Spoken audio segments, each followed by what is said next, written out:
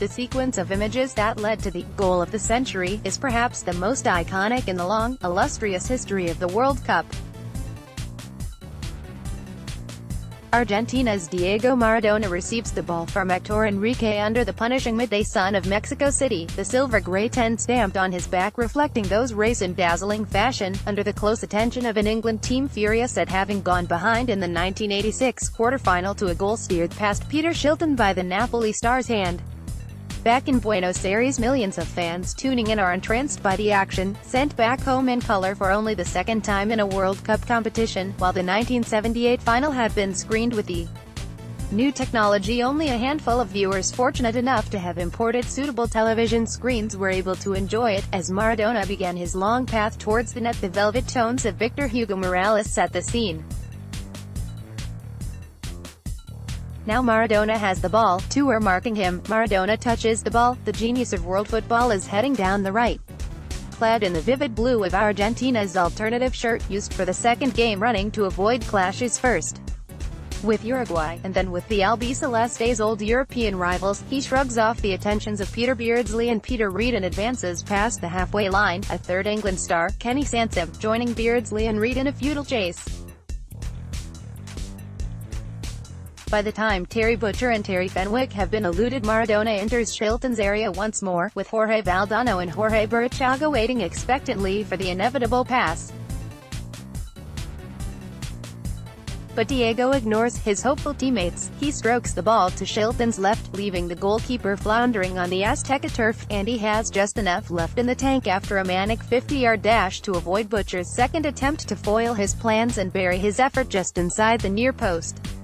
"Cosmic kite, what planet have you come from?" exclaims Morales, seemingly on the verge of tears, while a dejected England face up to a 2-goal deficit courtesy of what would later be voted the greatest strike ever to light up a World Cup finals. The goal, and the quarter-final as a whole, has gone down in football legend. That much is demonstrated by the unparalleled value of the shirt claimed by England's Steve Hodge after the final whistle from his diminutive foe, the iconic No. 10 jersey, later appraised at a 6-figure sum were he ever to send it to auction.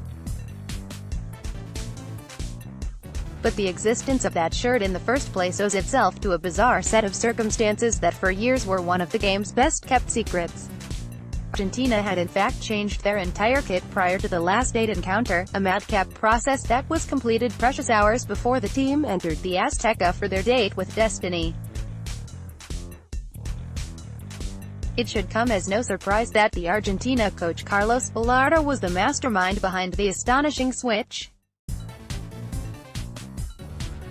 Blunt, irascible, a confirmed lover of football's dark arts and with the ability to hold a grudge for decades, Bilardo was also a man whose meticulous approach to the game set him out as sometimes years ahead of his time.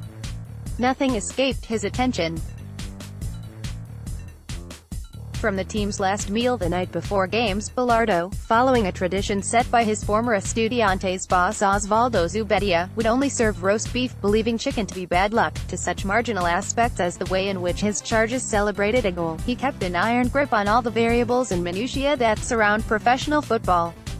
And it took the good doctor just 90 minutes of observation to determine that the albiceleste's change strip was not going to meet his high standards against England. Bilardo had insisted that Argentina's World Cup shirt, designed by Le Coq Sportif for the second straight tournament after the French company won the contract from Adidas in 1979, be as lightweight as possible to allow his players to breathe in the height of the Mexican summer.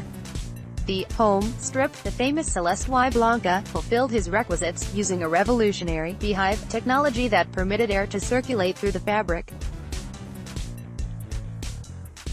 The nation's secondary blue jersey, however, was a more traditional cotton design, a difference that was sorely felt in the last 16 match against Uruguay, its first outing in the 1986 World Cup. At the end of the game against Uruguay, Bilardo grabbed me, "Get me a shirt. We are going to weigh it," the kit man Ruben Benrose explained to Andres Burgo, who brings to life every incredible twist and turn of the quarterfinal in exhaustive detail in his book, El Partido, The Match. They were the blue ones, they were soaked through and we looked for some scales. I am exaggerating, but they weighed something like 10 kilos more.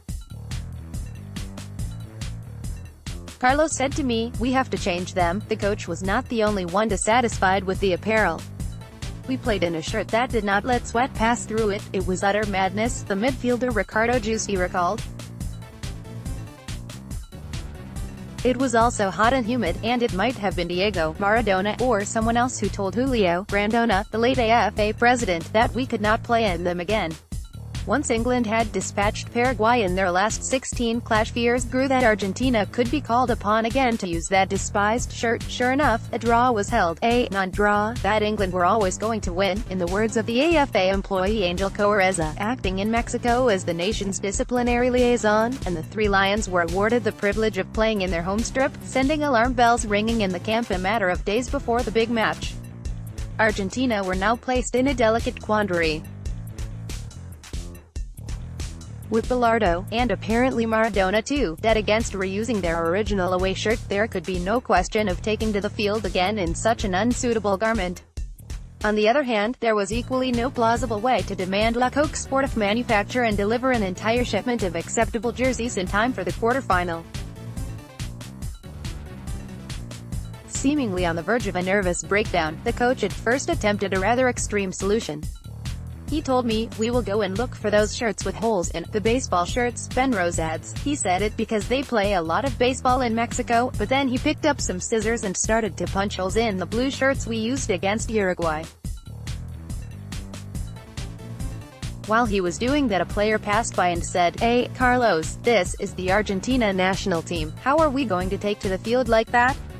Seeing sense, Bilardo instead sent Ben Rose and the AFA logistics assistant Ruben Mosquera on a dash round Mexico City to find the Holy Grail, 40 blue V-neck sports jerseys manufactured by La Coque Sportif that were light enough not to suffocate his charges in the sun and smog of the capital.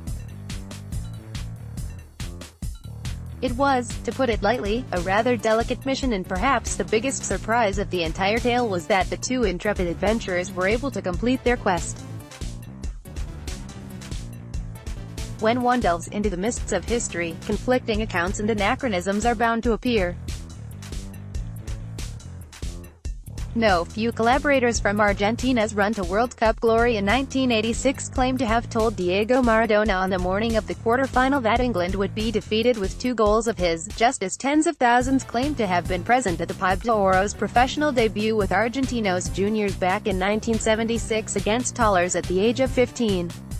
Similarly, the details of how Ben Rose and Mosquera got their hands on what would soon become one of the most iconic shirts in football history are now, 3 decades down the line, subject to interpretation. The Albiceleste midfielders Jorge Burruchaga and Sergio Batista assert that the team's third-choice goalkeeper Héctor Enrique came to the rescue. Luckily Zelata lived and played in Mexico and owned a sporting goods store, Batista explains in El Partido. The guys went to the store and bought the shirts. Speaking to Burgo, however, Zelata initially appears unsure of his role in the quest, before rapidly adapting his story to acknowledge his heroism. "It is true, I had a store. If you had not mentioned it I would not have remembered helping to solve the shirt problem. Personally took care of the issue and solved it." Ben Rose and Mosquera, for their part, failed to mention Zelata's part in the tale, instead retrospectively tracing the shirts to a nondescript store in a corner of Mexico City. They were very cheap, both men recall, while the exact price of the 40 shirts purchased in the hours leading up to the game is another detail lost to time. The New Jerseys were a curious two-tone blue, with a white V-neck that must have delighted Bilardo upon first sight, and clearly a lighter confection than the cotton top which had left Maradona and co drenched in sweat at the end of the Uruguay clash. The first objective, however, it was achieved, had been passed, but it was far from the end of Argentina's sartorial odyssey.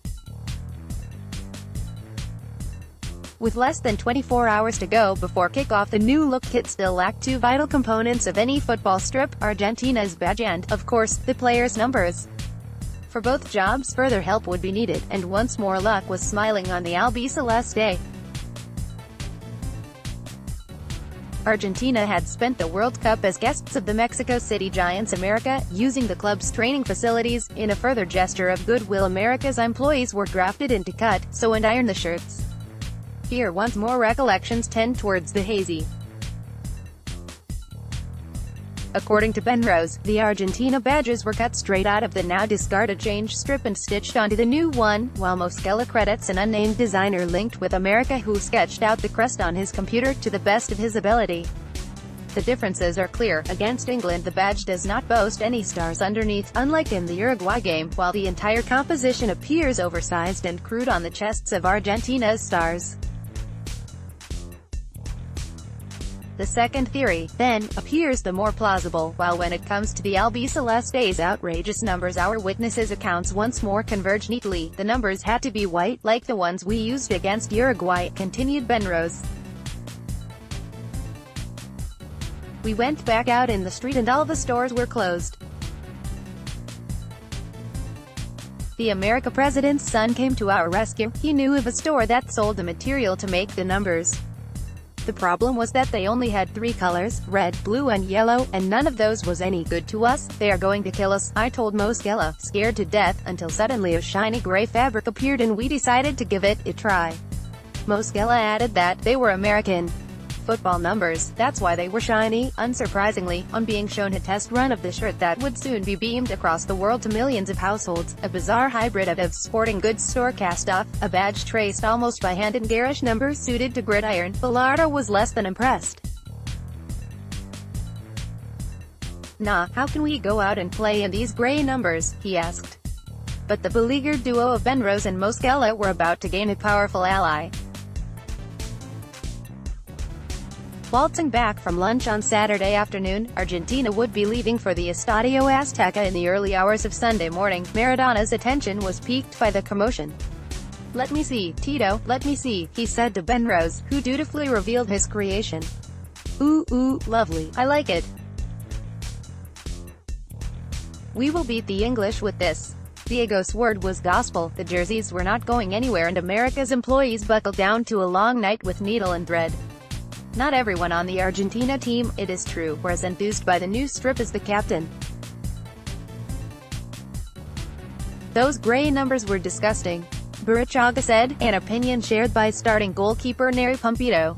Bilardo explains that the numbers were gray because they were made up of gray sequins, tiny ones. "It looked to me like something out of a cabaret show." No less disconcerting to the squad was the sight of their apparel being stitched together just hours before the game itself, the biggest test for any of those involved. Burruchaga and Nestor Clausen indeed were dumbfounded, and filmed the impromptu workshop on a handheld camera in what has since become priceless behind-the-scenes footage of the Albiceleste's World Cup triumph. The video remained unseen for several years, before, in June 2016, to mark the 30th anniversary of the World Cup triumph, the state-run channel TV Publica produced a documentary based on Clausen's home movies. The viewer's first impression is of an intensely Spartan environment, a training camp of bare brick walls, and the bare minimum of home comforts. There are also candid interviews, carried out with the Argentina squad, with one member of the team admitting that if he had not gone into professional football he would have liked to be a painter or panel beater. Another player confessed his most likely career path would have been as a thief or beggar. But the sight of 4 female employees, each wearing pink maids' uniforms, dutifully working on the shirts with needle and thread, each number and badge attached by hand, is perhaps most striking of all. It's 6 p.m., a day before the game, and the women are sewing. "This shirt is great." Burruchaga laughs from behind the camera. "If we win the World Cup they will have to put up a statue for all of us." More chuckles follow when one of the completed jerseys is held up to the lens, with special focus given to the outsized badge and unique two-tone motif. Many of the players, meanwhile, first saw the improvised strip in the dressing room in the depths of the Estadio Azteca, as outside millions of England and Argentina fans felt the tension of a game inevitably marked by the Falklands War. The sight of it perhaps helped to break some of that anxiety. Certainly, it caused quite an uproar. "We were in the Azteca dressing room and we picked up the shirt we had to wear," Ricardo Giusti told Burgo. "What an ugly shirt, mother of God. Have you seen it? Those sons of bitches. I looked at it next to Baru, Chaga, and we said, what the hell is this piece of shit? Bilardo, while his slightly bemused charges were changing, set the tone with a typically fiery motivational speech. Think of Argentina. Get out there and sweat blood, piss blood, the coach shouted. The final word, however, belonged to Maradona, who brought his teammates to a near frenzy with his own battle cry. Decked in the soon-to-be iconic shirts, the Albiceleste troops filed out to meet their white-clad opponents in the tunnel. "We have to beat these sons of bitches, we have to beat these sons of bitches," they screamed, neatly taking advantage of the language barrier. Come on, we have to kill these sons of bitches. The rest, as they say, is history." The final postscript of the story of Argentina's shirt is provided by a rather unlikely figure. England's Steve Hodge had an unfortunately prominent supporting role in a game in which Maradona wrote his name into Argentinian and world football history with his double. It was the then Aston Villa midfielder's sliced clearance that gave Maradona the opening to leave Shilton flailing as he raced off to the corner flag to celebrate his most controversial of goals. Hodge was then a spectator to the second, one of the few England players not beaten by the little genius on his way to the net. But the moment that assured his place in the epic tale written at the Azteca came after the final whistle, when with single-minded determination he got his hands on the number 10 shirt. "I thought, I won't be here again. I'll try and get a shirt," Hodge recalled in an interview with FIFA.com. "I shook Maradona's hand, he was being mobbed by his teammates. So I thought, here's no point, just leave it." After a television interview, "I went down, behind the goal, to the changing rooms. As I went down, Maradona was walking with two of his teammates. I looked him in the eye, tugged on my shirt as if to say, any chance of swapping, and he came straight across, motioned a prayer and we exchanged shirts. And that was it. It was just as simple as that. It was just a meeting underneath the pitch. The changing rooms were about 10 yards away. I went off, so did he, and I just put mine in my bag and that was it. If I'd had known what had happened, I wouldn't have swapped my shirt with him. I think I would have felt angry about it if that had been the case. Definite cheating had gone on. He was wrong in what he did. He should have admitted it after the game. I can't really blame anybody. Nobody could have changed what happened. That was my mindset. We're out, let's get home. You can moan until the cows come home, it doesn't matter." Despite his grievances, taking ownership of Maradona's shirt became a pivotal event in Hodge's life. In 2010, he even titled his autobiography The Man with Maradona's Shirt. The jersey has been valued at £250,000, but he has refused to sell. It is currently in residence at the National Football Museum in Manchester, which it has called home since the building's opening in 2012. Hodge may be disappointed to learn, however, that his treasuring of one of the most famous shirts in football history was not reciprocated. "I have no idea if he has still got mine. I did an interview this year with a Brazilian TV crew and they have promised to find out," he told The Independent in an interview in 2011. Maradona's possession of the midfielder's white No. 18 top was indeed all too fleeting, as he disposed of it almost as soon as he triumphantly entered the Argentina dressing room. "The English came in with their shirts, they knocked on the door and said to us, 'Let's change.' Oscar Gear, an unused substitute that day, told Info by. I swapped mine with Gary Lineker, who was the team's center forward but wore number 10. Diego found out and said to me, 'Pero, you know I collect No. 10 shirts, would you give it to me?' How could I say no? So I gave him Lineker's and kept the one he gave me." Neither, perhaps, could Hodge imagine that the most treasured relic of his football career had sat in the warehouse of a Mexico City store less than 48 hours before the quarter-final, and had been stitched together by hand with American football numbers while the Argentina side watched in hilarious disbelief. Shirt would never be seen again in competitive action, but in just 90 minutes it marked its place indelibly in the Albiceleste's rich football history.